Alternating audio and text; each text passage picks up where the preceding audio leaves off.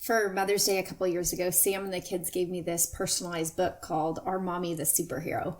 And I'll have to link it in the show notes in case it's something that you want to ask for or give someone. But I have to say, it was really cute. They got to kind of customize different aspects of the storyline, and each of my kids were the main characters in the book. And it was just cute because the superpowers that they picked for me kind of helped determine the course of the story. Anyways, the reason I bring this up is because one of the superpowers that they chose for me was that I am super practical. And you can imagine, I usually say that like in a superhero voice as I read the book to the kids, but they love the book. We read it all the time. And going into the holiday season, even though that book in and of itself may be a cute gift idea, I want you to know that as we cover a couple episodes on gift giving, just know that all the things I mention are going to fall into the category of super practical. I'm all about combining function with fun, and thankfully my kids haven't really caught on to the fact that they usually get things like water bottles in their Easter baskets or new name labels in their stockings. So all these ideas are things that you may have to buy your kids anyways over the course of a year, but they're kind of fun, they're novel, and they're perfect gifts, especially when our kids are young and they don't always need more toys, but we know that some of these things are things that they could use, but also enjoy. So I'm going to give you in this episode 10 ideas that are kind of food and feeding related for stockings, 10 gift ideas that are food related, and then just 10 non-food related things that have been huge hits with my 3 kids over the last now going on 9 years. Some of the things that I would say looking back are the things I've helped them clean up or replenish the most because they're the most go-to gifts in our house.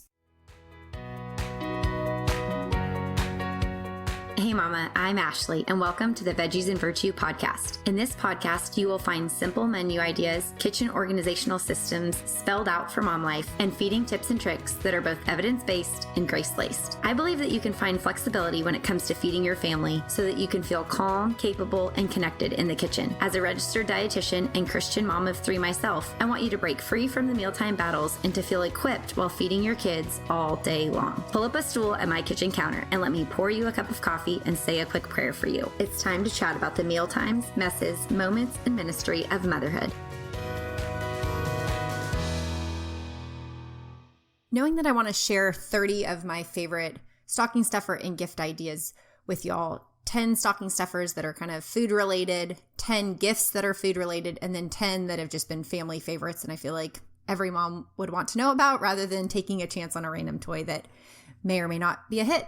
So I'm going to share those 30. So I'm not going to be able to get into too much of the nitty gritty on each individual one, but I am going to link to them in the show notes so that you can see them on my Amazon shop for those that apply, or go directly to the link for some of the smaller businesses that may not be on Amazon, but are products I love and people that I would love for each of us to get to support. So know that you can go to the show notes to check out the links for all of the things that I'm mentioning, especially if you hear me say a specific brand that I really like that maybe you didn't quite catch the name of or don't know how to spell. Just check the show notes of this episode and you can get it all there. Also, while this episode is airing right before Black Friday and Small Business Saturday and Cyber Monday and Giving Tuesday and all the days that we have coming up in anticipation of the holidays, I know that you may or may not be listening to it, especially if you're busy with family or hosting or gathering or whatever you might be doing over the holiday weekend. And so know that I'm not going to indicate necessarily any sale that's going on any given one of these items. If it's on sale on Amazon, you'll see that when you click the link in the show notes. If it's on sale independently by the brand itself, just make sure to be watching for some of those. When I do mention the brand, a lot of these will be running Black Friday sales, Cyber Monday sales, things like that. So if you hear an item that you may be interested in, just check it out and then, do your due diligence to see if it's over, especially this upcoming weekend of Black Friday and Cyber Monday and things like that. Do your due diligence to just check around a few places to make sure that you can get the best deal on it as possible. So without any further ado, I'm going to dive into 10 of my favorite stocking stuffers. Full disclosure, I probably can't give too many of these to my kids this year because they're pretty well stocked on all of these. But you better believe that these are 10 of the things that I have given my kids over the years consistently to make sure that we are well stocked. So obviously we have more feeding supplies in my home than the average home needs or may want. But these are just some of the things that I have found really fun to engage my kids in the kitchen and help prevent some picky eating with just really fun tools to help support their interaction with new foods. The first of which would be kid-safe knives. I'll link a few different ones on my Amazon shop. Foost, Foost, is a brand out of Australia that I love. They're kind of a smaller knife than one of the larger ones, and they have a starter size and a bigger size. I know that they're going to run some specials, so definitely check them out, but they are also on Amazon now, which helps with international shipping and things like that. But there's also some bigger ones that can be really fun, and that segues into one of the second things I was going to say, crinkle cutters. These seem kind of bizarre if you've never seen one or heard of it, but it can just make cutting things like banana, apple fries, sweet potatoes, cucumbers, really anything just a little bit more novel and inviting. If you've been around a while, you know that I love novelty with food. I think it can be really effective.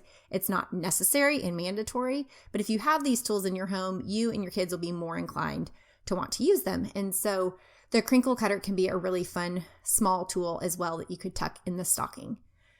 Another cutter type option would just be fun little cookie cutters. If you've kind of seen some since the school year has started, cookie cutters that you might want to use in your kids' lunch boxes or to make kind of like homemade Uncrustables or cut out their sandwiches, cut out their vegetables. There's so many different options, and I'll link a whole bunch of those. And just as a side note also, they can work really well for Play-Doh. They wash. You can use them multi-purpose. So again, very practical. Another thing would be food picks. I share more inexpensive ones that I send in the lunch boxes, but by far our most favorite are the ones by Nutridashi. Not available on Amazon, but by far worth the extra effort to go to her site or to click her link in the show notes because she has just some really adorable handmade ones. They are a little bit more fragile, not in terms of the poker as much as just in terms of like washing instructions. And I personally don't send them in lunch boxes because they're just too precious and I don't want them to get thrown out with the lunchbox if possible. Those can be a really cute one if you want just some like seasonal flair to add to dinner time or to your kids' plates. She has tons and tons and tons of different styles to really match any of your kids' interests. The fifth item would be some fun cutlery, depending on the age and stage of your child and if they're still using kids' forks and spoons and knives. Having a fun option like that from Constructive Eating can be just another fun, novel item to tuck into a stocking. They have different ones like construction sets, dinosaur sets. We have both of those. With the girls, we've also had the fairy sets. They're all really fun, just novel addition. Next, I will say that if you don't yet have a kitchen timer that your child knows how to use, now can be a great time to get one. Kids love timers. This could be a digital timer if your child's, able to kind of comprehend the concepts. But if you're working on trying to get them to stay seated for longer, or even just to spend basic amounts on different tasks at or away from the table of we're baking and we need to put a timer on for 10 minutes, or we're going to wait 15 more minutes until snack. Timers can be a really fun option. You've probably heard me talk about sand timers before in terms of adding structure and routine and helping kids stay seated. Stockings are a great place to go ahead and get them, stock up on them so you have one on hand and available for the upcoming year. The next thing would be fun straws. Kids, of course, love crazy straws, but even if you just want something like silicone straws or just different fun straws that you could add to different cups that they have, that can be a fun, inexpensive little option to tuck in as well. The eighth item that I would suggest to tuck in a stocking would be Mabel's labels. If you're running out of labels for labeling your kids' water bottles, lunch boxes, lunch bags, the cutlery that you send to school, any of that kind of stuff. Mabel's labels have been our go-to label since my oldest was an infant. And so we still very much stand behind their quality. They have really cute designs and options. And I think they're just a great thing to stock up on at really any season, but especially now if you find yourself running a little low. The last two things kind of vary on ends of the spectrum with expense, and that would be if your child might want like a cooking class gift certificate, or you might be giving them a gift certificate to go get their favorite ice cream or to go eat at their favorite restaurant or to have a coffee date with mom, anything like that. A stocking can be a really cute place to put a gift card or roll up a gift certificate, wrap it in like a toilet paper tube, make it look cute, but tuck it in the stocking, but still have a lot of value, but it can still fit in a stocking as a sweet little addition. And then the other end of the spectrum, I don't know if every family does this. I grew up with it. I still do it with my kids. We always put a little satsuma or clementine orange right in the toe of the stocking. It fits all the way down there, and it's just one of those inexpensive, fun traditions that we do in our home. All right, for some fun feeding related options that would be more of a gift and not necessarily fit in a stocking. I'm going to try and run through these really quick, but also, again, as mentioned, I'll link them in the show notes. One of the biggest and probably most expensive options, but I'll go ahead and start there and go towards less expensive options. But one of the things that we bought early on, I think I would say probably when my oldest was 18 months and we still have and use, is a kitchen helper stool. If you want some sort of thing like a learning tower or kid craft, there's a lot of different designs and price points out there, but having some sort of kid-friendly stool is a gift to your child, but also a gift to you in the upcoming year. Some of the other ideas that I would share would be kind of like gift set ideas, and that could be something like I mentioned before. If you wanted to give a gift certificate to a cooking class, you could tuck that with a cookbook. Or you could do, I know someone local to us does like cookie decorating classes. You could put that with a cookbook as well, or a spatula, or something kind of cute and novel that goes alongside with whatever type of cooking class or cookie decorating class you might be doing. Another gift idea that I think would be really cute and really functional for both parent and child is, y'all may have heard me talk about the Smoothie Project cookbook. I think it's a phenomenal cookbook. We love the smoothies out of there. Back in 2020, we went through like majority of them in the book. It's a great smoothie cookbook if you want to get more well-versed in a variety of different smoothie types. And then the Elf and Friends cups, the cups that we serve our smoothies in every single day. There's glass and there's stainless steel, and they have a little silicone holder on them. We love them. We've used them for years. Putting like a smoothie cookbook and those cups together would make a great gift, whether it be for your child or if a family member is asking your child what they need and you don't want to ask for something like more toys or something like that, that could be a really great gift as well. Next, just some fun food related books. I have a whole list of these on my Amazon shop, but just giving a fun new book for your child's library can be really fun, especially if you pair it with like a little accessory like a new muffin pan or a rolling pin, a spatula, something like that can be a fun idea as well. Something that we've gotten the girls over the years and also that family has given my kids are aprons. That can always really come in handy depending on what your child's into. There's so many different styles and designs that can be a really fun option too. And although this may not seem like the most exciting option, I almost always replenish my kids' simple modern water bottles. I've shared these again and again. I buy them at the beginning of the school year. Normally a child or two has lost one or so over the course of the school year or, with sports and soccer practices and everything like that. So I normally get them at back to school, Christmas, and Easter so we can just kind of keep them replenished. They're by far my favorite water bottle. It neutralizes what types of tops and straws and combinations like that we have. So finding a new design that I think my child would find fun makes it a both fun and functional gift idea. Next, you may have seen me over the years share the apple spiralizer. Again, I'll link it in the show notes, but this is something that you just put the apple on. It spiralizes the apple. It's just a fun way to eat an apple. It makes it thin, so it's not as much of like a choking hazard for small kids, and you can use it to make things like apple donuts as a really easy snack idea. The next 9th item that I would share is doing something like a cooking subscription kit. There's a lot of different options out there depending on the age and stage of your child. With mine being ages 4 to 8, there's different ones that fit them better. Some of them are online, so check out different options that may be available virtually if that's your preference, or some of the subscription kits will come in the mail. I know our kids have gotten the ones from like KiwiCo, and that can be a really fun gift idea, especially for family members who may want to give a little bit more of an experiential gift. Giving something that comes once a month can be a really great way for your child to continue to get a really special gift over the course of the year. And the 10th and final thing I would say is any Bible study books and again, I'll link what some of our favorites are, but we just keep a morning basket right near the kitchen table, and not quite as much during the school year, especially with the girls since they have to leave early, but we just keep sweet little books that we like to read as a family or go through as a little family devotional right next to the table. We do this a lot more consistently in the summer times, But even my son, who's, doesn't go to preschool quite as early as the girls, he and I can read through them after breakfast time or while breakfast is cooking. And those are just special additions that we can kind of add to our morning basket at the table. All right. And last but not least, some non-food related gift ideas. I'm going to try and keep running through these fast. I feel like I'm talking really fast today because I have 30 ideas and not 30 minutes to talk about it. So I'm going to try and go fast. But these are just 10 things that I have either gotten for my kids or have been given to my kids over the years that I would recommend to any parent and say, yes, that is a good gift. And the first one is the gift that my parents have given my kids every single year, and that's a zoo pass.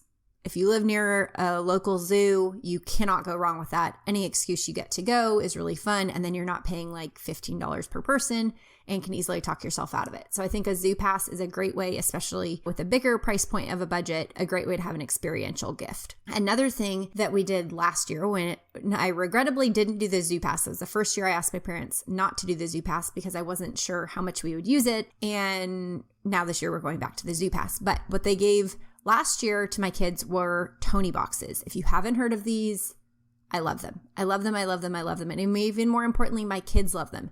They're called Tonys, Tonies, again, linked in the show notes. But the Tony box is like a little audio book player. And then you put these little like characters on. We don't do any gaming systems here, but I would imagine it's kind of like the gaming systems where you put a character on and then you get to play that game, except for audiobooks. And so they have everything from every Disney princess to every Paw Patrol character, National Geographic, tons of Disney movies, tons of just really common books like Llama Llama Red Pajama, like everything possible.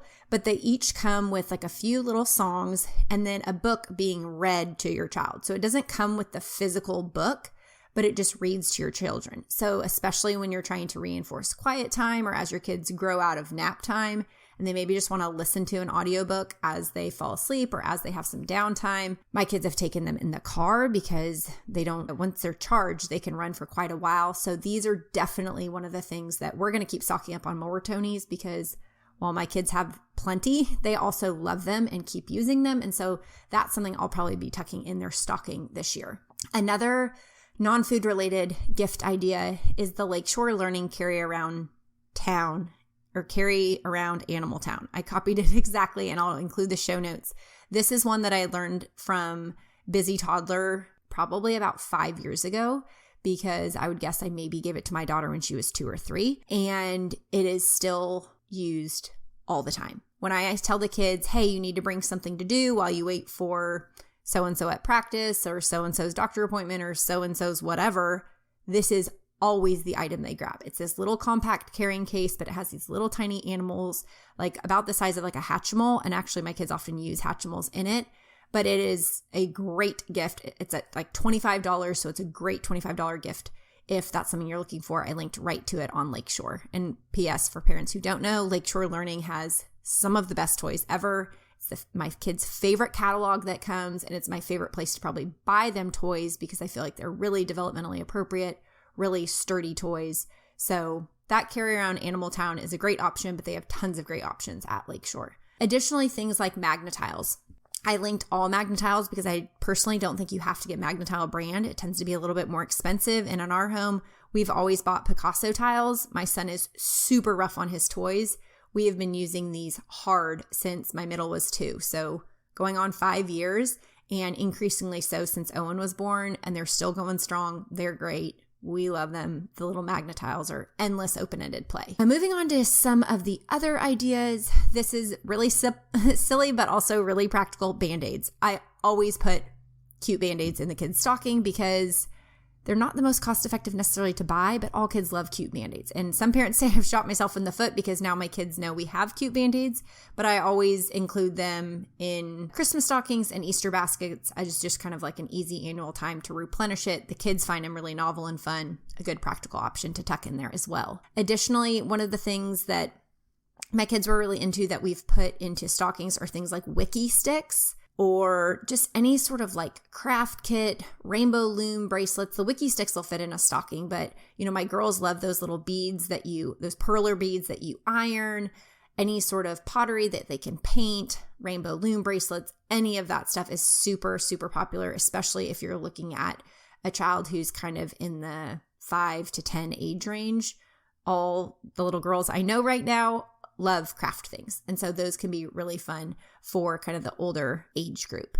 Additionally, something that my girls particularly are getting really into is playing games. So they've gotten really into playing chess. We play LCR and LCR Wild. That's a really easy game for families. Corkle is another one that's been really fun that we started playing since last Christmas. Tenzi, Uno, any sort of game. If you want like a small little card deck game, great thing to put in a stocking. A bigger game would make a great gift. Additionally, art supplies, a very practical yet timely opportunity to tuck some art supplies in the stocking, whether you need to stock up on markers. My kids have loved smelly markers. I often put those in their stocking, or just to kind of make an art caddy. My kids love art, and so for each of them to have like an art caddy where I just kind of replenish coloring books and construction paper and maybe put their name on the side with some markers or some watercolor paint sets.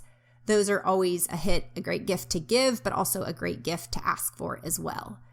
Similar to the Magnetiles, something that all three of my kids love and that are endlessly being played with are Legos. I know Legos for some families are the nemesis of their existence.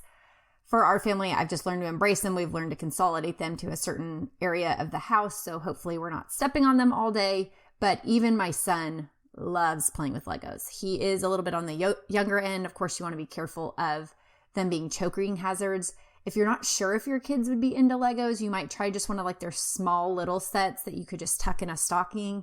Or, if you know your child's into it, the bigger sets can be really fun and entertain them for hours on hours and hours. And then, they can take it down and rebuild it with something else. And so all three of my kids have loved these. My middle daughter, she has loved the little Lego books as well. That tends to be an easier kind of like carry with you kit if you need something that you can maybe take on a trip or, play with while in their room at quiet time or something like that. But Lego sets can be a really popular item as well. And they are a little bit more expensive, but for my kids, I know we've definitely got our money's worth out of them. And last but not least, I tried to run through those really fast. The 10th thing that I would say has been a big hit with my kids is a suitcase or duffel or overnight bag. This is something we invested in several years ago. We got each of the kids like a little Pottery Barn duffel, and that was more than sufficient for them for years as like an overnight bag, or when we'd go on a weekend trip. Their clothes are so little, I could tuck all their things in there. It was small enough that they could even help carry it. That was a great option.